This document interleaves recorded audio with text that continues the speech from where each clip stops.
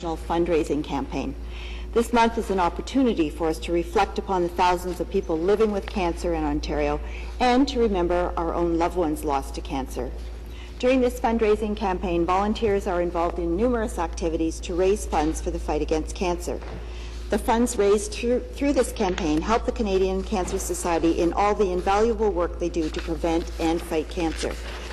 Daffodil Month is also an opportunity for us to think about how we provide cancer care and supports in Ontario. We are very fortunate to have Cancer Care Ontario, which is the government's cancer care advisor. They are committed to the continuous and systematic improvement in the prevention, screening, and delivery of care for the patient. But we also know that there are things that we could still do better. Currently, treatment for cancer is only covered if it is administered intravenously in hospital. Oral treatments, on the other hand, are not covered by the province unless you are over 65 or on social assistance. Cancer treatments taken orally have been a game changer, allowing patients to live longer, and we know that 60% of all new cancer treatments being developed are oral medications. By not funding oral cancer treatments, we are creating significant barriers to fair and equal access to cancer treatment. We are discriminating based on cancer type and a patient's age, income, and geography. And I hope that this is something that we can address in the very near future. Mr. Speaker, in honor of Daffodil Day, I hope that the members of this House will take this opportunity to not only reflect on the way cancer has touched their lives, but also the way that we as legislators can improve health care for Ontarians living with cancer. And finally, thank you to all of the members and volunteers of the Canadian Cancer Society for the vital work that you do across all of our communities each and every day. Thank you. Thank you. The member from Cambridge.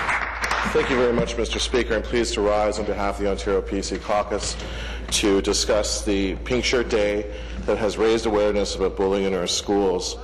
I want to take note, Mr. Speaker, about the definition of bullying that the Ministry has provided, and I'm going to discuss it. Bullying is a typical form of repeated, persistent, and aggressive behavior directed at an individual or individuals as intended to cause, or should be known to cause, fear and distress and or harm to another person's body, feelings, self-esteem, or reputation.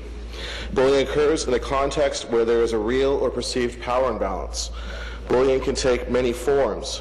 It can be physical, hitting, shoving, stealing, or damaging property.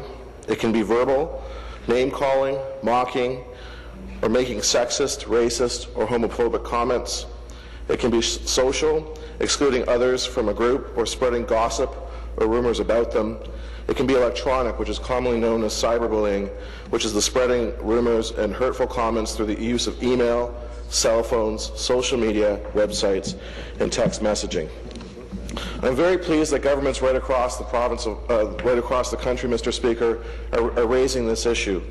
I recently went to the movies and I saw a federal government advertisement that showed and raised awareness about cyberbullying, what cyberbullying means in our communities. My children enjoy watching TVO Kids on the weekend, Mr. Speaker, and I noticed that segments that are there are raising awareness of the stories of kids being brave and showing this is an important issue and that they can too stand up against the bullies. DJ Shepard and Travis Price of Nova Scotia have started an international movement, and we're very pleased to have them. I know Travis Price actually ran for the Progressive Conservatives in Nova Scotia recently, and we're very proud that he has chosen to take the step in trying to get elected. But he has two main messages for kids. This is a quote. "You can survive this, and as dark as times may seem, remember that someone such as myself that has been bullied, has been on the edge, and has been able to get through this, and here I still stand." And the second point he wants us to remember is that they can stand up for one another.